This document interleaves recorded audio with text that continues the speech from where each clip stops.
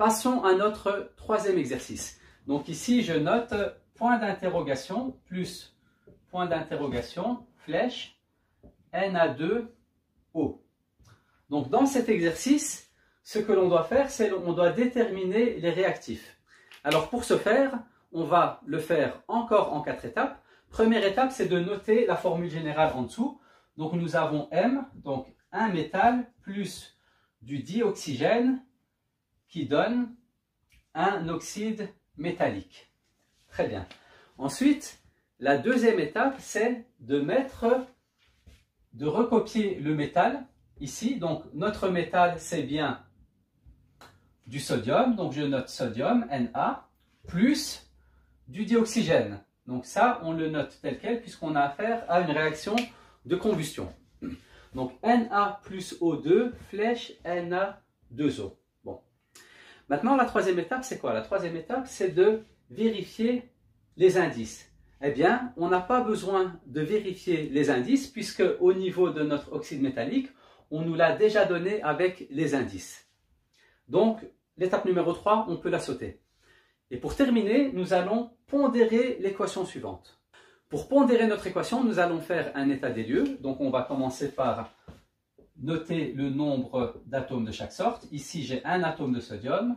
Ici, j'ai 2 atomes d'oxygène. Ici, j'ai ma frontière qui sépare les réactifs des produits. De l'autre côté, au niveau des produits, j'ai 2 atomes de sodium et un atome d'oxygène.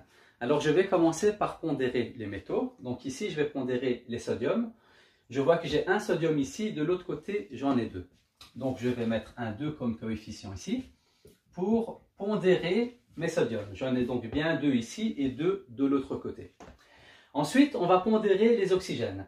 Je vois que j'ai 2 oxygènes ici et j'en ai un de l'autre côté. Donc, je vais mettre un coefficient de 2 ici afin d'avoir 2 oxygènes de chaque côté de la flèche. Par contre, ici, ce que l'on voit, c'est que le nombre de sodium change. Je me retrouve avec 4 sodiums. Donc, pour ce faire, maintenant, on va revérifier tout depuis le début.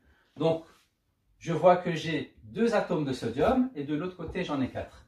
Donc, je vais barrer ici mon coefficient de 2 et je vais mettre un coefficient de 4 pour me retrouver avec 4 sodiums. Et ainsi, j'ai 4 sodiums au niveau des réactifs, 4 sodiums au niveau des produits, 2 oxygènes au niveau des réactifs, 2 oxygènes au niveau des produits. Et ainsi, on a terminé le troisième exercice. Et donc, on a comme équation chimique 4Na plus O2, flèche 2Na2O. Merci d'avoir suivi cette vidéo et bon travail à tout le monde.